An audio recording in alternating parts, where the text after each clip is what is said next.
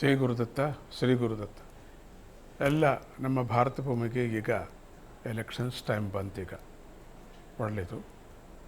ಆದರೆ election time ಬಂದಾಗ ಈ ನಾವೇನು ಮಾಡಬೇಕು, ವೋಟನ್ನ ಹಾಕುವಂಥದ್ದು ಒಂದು ಹಕ್ಕು ನಮಗೆ ಬಂದಿದೆ. ಯಾವ ಒಂದು ನಾವಿವಾಗ ಚುನಾಯಿಸಬೇಕು, ಒಳ್ಳೆಯವ್ರನ್ನ ಚುನಾಯಿಸಬೇಕು ಅಲ್ವಾ. ಹೇಗಾರಾಗಲಿ ಒಟ್ಟಿನಲ್ಲಿ ನೀವು ಪ್ರತಿಯೊಬ್ಬರು ಹೋಗಿ ವೋಟು ಹಕ್ಕನ್ನು ವಿನಿಯೋಗಿಸ್ಕೋಬೇಕು. ನೀವು ಎಲ್ಲರೂ ಹಾಕಲೇಬೇಕು. ನೀವು ಆಗಲೇ ನಮ್ಮ ಪೌರ ಹಕ್ಕು ನಮಗೆ ಬರ್ತಕ್ಕಂಥದ್ದು. ನಮ್ಮ ಪೌರ ಹಕ್ಕು ಚಲಾಯಿಸ್ತಕ್ಕಂಥ ಸಮಯ ನಮಗೆ ಬಂದಿದೆ. ಈಗ ನಿಮ್ಮ ಕೈಲಿದೆ. ಈಗ ನಮ್ಮ ಭಾರತ ಭೂಮಿಯನ್ನು ಒಳ್ಳೆಯ ದಾರಿಯಲ್ಲಿ ತೊಗೊಂಡೋಗೋದಕ್ಕೆ ನಮ್ಮ ಕೈಲಿದೆ. ಈಗ ವೋಟ್ ತಪ್ಪದೆ ಎಲ್ಲರೂ ಹೋಗಬೇಕು. ಮತ್ತು ವಯಸ್ಸಾದವರಿಗೆ ಮನೆ ಹತ್ರನೇ ಬರ್ತಾರೆ.